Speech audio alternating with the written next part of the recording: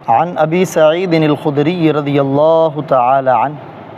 حضرت ابو سعید خدری رضی اللہ تعالی عنہ کا بیان ہے، انہ سمع رسول اللہ صلی اللہ علیہ وسلم یقول، انہوں نے رسول اللہ صلی اللہ علیہ وآلہ وسلم کو سنا، یقول، آپ فرما رہے تھے، اذا اسلم العبد، جب بندہ اسلام لے آئے، فحسن اسلامہ، پس اچھا ہو اسلامہ، اس کا اسلام بھی لائے اور اس کا اسلام خوبصورت بھی ہو،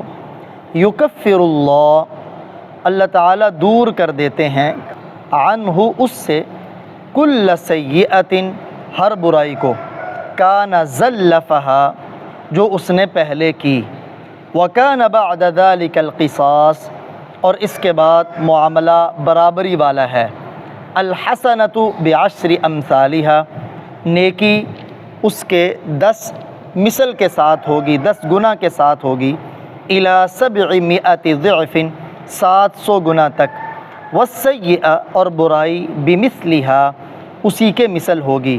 الا، مگر، ان یتجاوز اللہ عنہا، یہ کہ اللہ اس برائی کو بندے سے معاف کر دیں۔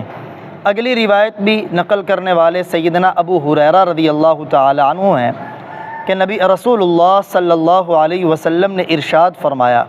اذا احسن احدکم اسلامہ، جب اچھا کر لے، خوبصورت بنا لے تم میں سے کوئی اپنے اسلام کو، فکل حسنۃ، تو ہر نیکی، یعملھا، جسے وہ کرے گا، تکتب، لکھی جائے گی، لہو، اس کے لیے، بعشر امثالہا، اس کے 10 مثل، الی 700 ضعف، 700 گنا تک، وکل سیئۃ، اور ہر برائی، یعملھا، جسے وہ کرے گا، تکتب، لکھی جائے گی، لہو، اس کے لیے، بمثلہا، اسی کی مثل۔ عن عائشہ رضی اللہ تعالی عنہا، ام المؤمنین سیدہ عائشہ رضی اللہ تعالی عنہا سے روایت ہے، ان النبی صلی اللہ علیہ وسلم، کہ نبی اکرم صلی اللہ علیہ وسلم، داخل علیہا، ان کے پاس تشریف لائے، وعندہا امرأہ، اس وقت ان کے پاس ایک عورت بیٹھی تھی، قال، آپ صلی اللہ علیہ وسلم نے دریافت فرمایا، من ہذہ، یہ عورت کون ہے؟ قالت،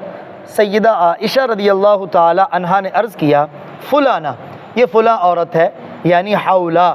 تذکر من صلاتہا،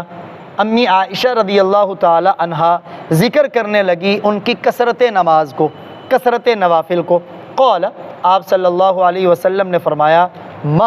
رک جاؤ، علیکم، تم پر لازم ہے، بما، اتنے اعمال، تطیقون، جن کی تم طاقت رکھتے ہو، جن کو تم ہمیشگی سے کر سکو، فواللہ، پس اللہ کی قسم، لا یمل اللہ، اللہ نہیں اکتاتے، اللہ نہیں تھکتے، حتی تملو، لیکن تم تھک جاؤ گے، تم اکتا جاؤ گے، وکان احب الدین الیہ، اور اللہ کے ہاں دین کے اعمال میں سب سے زیادہ پسندیدہ عمل وہ ہے،